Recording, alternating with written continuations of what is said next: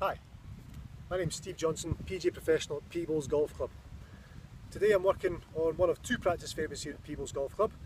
I'm up at the 15th fairway and I'm working a bit with Flightscope, which is the latest launch monitor we have in place for Peebles Golf Club. As soon as you mention launch monitor to people, they go straight into driver, smash factor, ball flight laws, spin access, D-plane. They think it's all about distance. We can use it on the other end of that spectrum as well. It can also be used for feel. So that's my plan today, is to try and put across to you guys how Flightscope can be used for your shorter clubs as opposed to just working on driver distance, ball carry, club head speed, etc. So what we'll do is we're going to hit 3 golf shots and show you the difference between the 3 shots.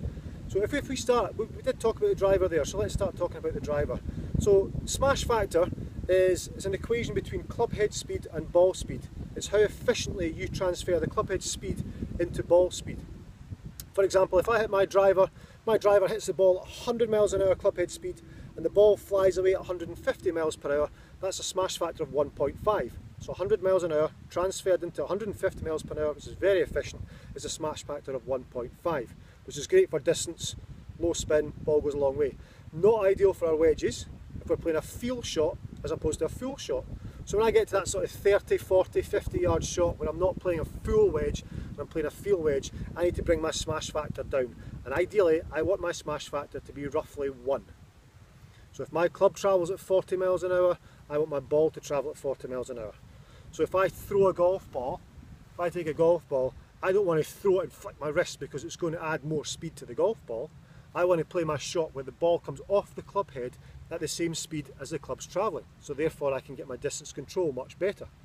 So if I'm playing darts, for example, and my arm is the shaft of the club and my hand is the club head and the dart is the golf ball, when I take the dart back I release it all in one go, so the dart flies at the same speed as my hand or the club head. If I flick my wrist slightly as I let go of the dart or release the dart will fly faster, but the dart will fly faster, but I will lose accuracy.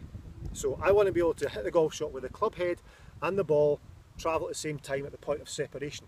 So my club head comes back at say 40 miles an hour and the ball goes through at 40 miles an hour.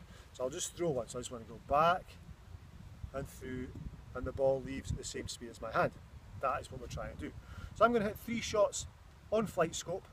First one I'm going to hit this and I'm going to release my wrist a little bit.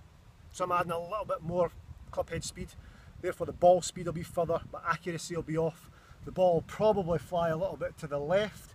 So what I'm doing here is I'm basically playing the shot with my hands. So I'm playing from here and flicking the ball. So I'm going to go back. I've only got about 40 yards to go. There we go. So it was all wristy. It wasn't very good. Actually hit a little bit heavy. Ball goes left and it goes too far. And it'll be interesting to see what my readings are on Flightscope there. Okay, so here we are assessing shot 1. It was a little bit wristy and the power came from the wrist, which created a lot of club head speed, and the ball I assume went left. There we go. So ball flies left. If we look at these numbers I've put in the bubble there, we've got club head speed at 38.5 miles per hour. Let me just go through here and find ball speed for you. Spin axis, spin, smash. So there is ball speed is 50 miles per hour. And we were looking for the smash factor, which let me just get up on here for you, is 1.29. So the smash was too high. The ball speed was faster than the club head speed, therefore it was unable to control the ball or the distance control, and the ball went too far and too far left. Second ball, I'm going to add a little bit of loft to the club here, so I've added loft. I'm going to play my same shot through, and we'll see what happens when I add loft to the club.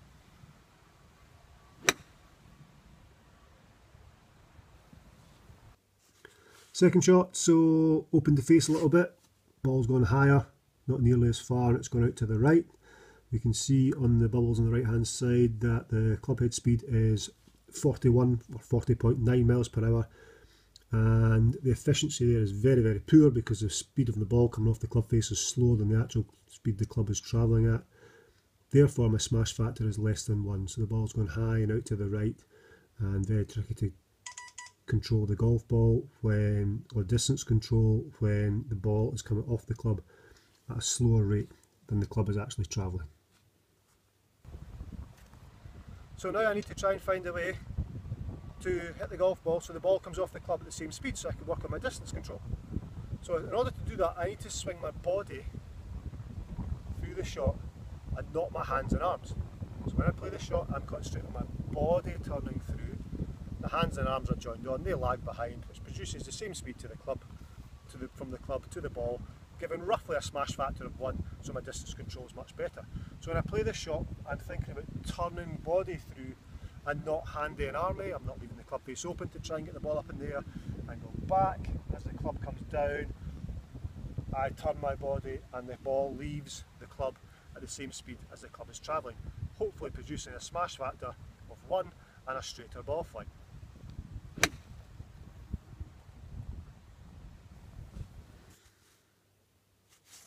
Final shot, nice and straight, good. Let's see what happens here. So ball lands and club head speed is 48.4 miles per hour, ball speed 50.3 miles per hour, therefore my smash factor is just a fraction above 1. So I have got the ball to come off the club at pretty much the same speed as the club was travelling at. That was all through body rotation, so I use my body to turn through and therefore I can control my distance a lot more.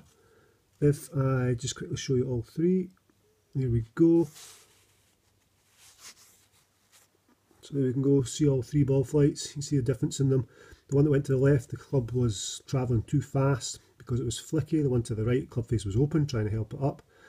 Therefore I lost a lot of distance, and if I just move this around here, you can see the difference in distance between the 3 of them. So I'll just move this over a fraction, there we go. So you can see the difference in distance. The one that's highlighted in yellow is the ball that was smash factor 1. There we go, that's Flightscope. So guys, if you're looking for a lesson on Flightscope to do distance control, wedge gapping, again driver, club fitting, we can do that at Peebles Golf Club. Details are to follow. Just give me a call, Peebles Pro Shop, and we'll get you booked in.